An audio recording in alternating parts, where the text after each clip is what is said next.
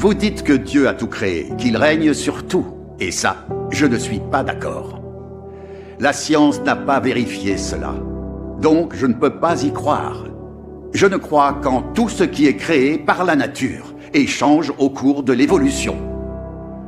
Comme dit le proverbe, les paroles ne sont que du vent, voir c'est croire.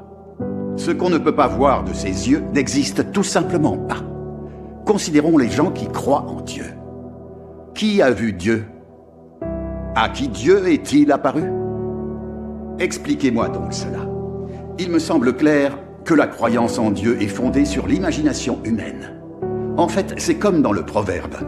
Si on croit à une chose, elle existe, sinon, non, Zip. Écoutez, professeur Sun.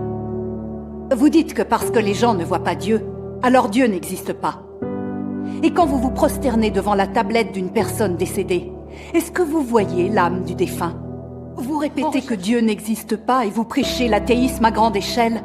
Mais en privé, vous croyez à de faux dieux et adorez des esprits maléfiques. Ces actes ne constituent-ils pas des mensonges et des tromperies vis-à-vis des gens?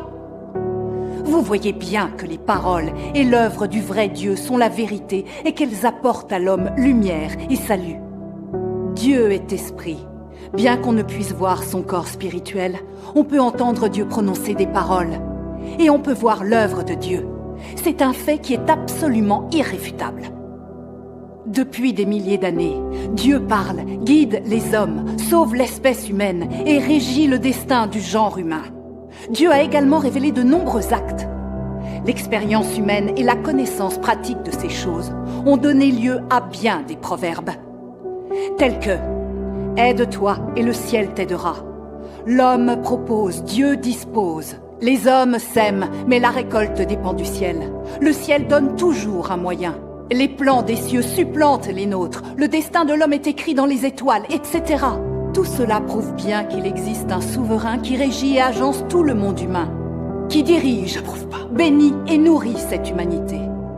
Il y a aussi des expressions fréquentes comme « un esprit observe juste au-dessus de ta tête »,« les gens agissent, les cieux observent » et « on récolte ce que l'on sème ». Tout cela montre bien que Dieu est le Seigneur de la création et que Dieu régit toutes choses depuis toujours. L'Esprit de Dieu observe tout. Dieu inflige les châtiments selon les actions des gens et décide du destin des êtres humains.